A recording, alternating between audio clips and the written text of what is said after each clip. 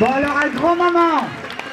D'abord, c'est merveilleux que vous soyez tous là. Mais j'ai une nouvelle importante à vous faire. Le très grand réalisateur, producteur Tommy Gatliff, on lui dit d'abord un grand bravo. Tommy Gatliff, ce serait bien que tu viennes une seconde. C'est pour annoncer un film fondamental qui n'a jamais été fait.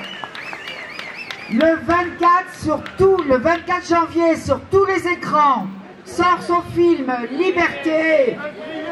Les tziganes pendant la guerre.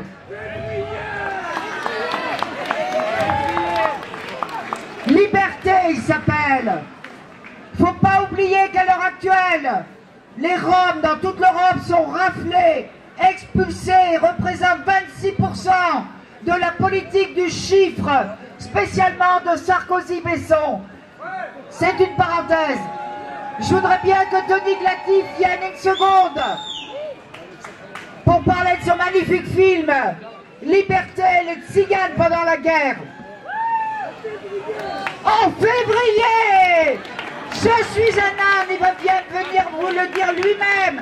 Tony Gatliff, s'il te plaît, un film de cette importance, il n'y a que toi qui peux en parler. Bravo, Tony. Tous ceux qui n'ont pas vu ce film, regardez-le, c'est un bijou. C'était magnifique, c'est super de vous voir là. Mais super, mon cher. Et donc, je tiens à remercier tous les musiciens qui ont participé ce soir. Que ce soit Erika Sergio, que ce soit Agnieszko, que ce soit...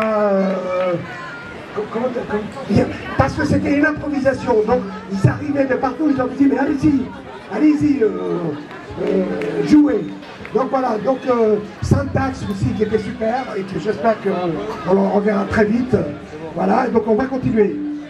Tu nous parles de ton film, Non. Je voudrais quand même que Tony simplement vous donne la trame de son magnifique film Liberté le 24 février. Non, mais nous sommes en fête. Écoutez, c'est un film sur une histoire qui a été oubliée pendant 70 ans. Sinti, Gitano, Yenish ont été complètement oubliés de l'histoire. Et le film raconte cette histoire que dans les années 40, ils ont été massacrés par tous les pays d'Europe à peu près, qui étaient en collaboration avec les nazis. Et donc c'est une histoire qui leur redonne justice, qui leur redonne la parole. Et à partir de ce moment où il y a le film, maintenant c'est à eux de prendre la parole maintenant.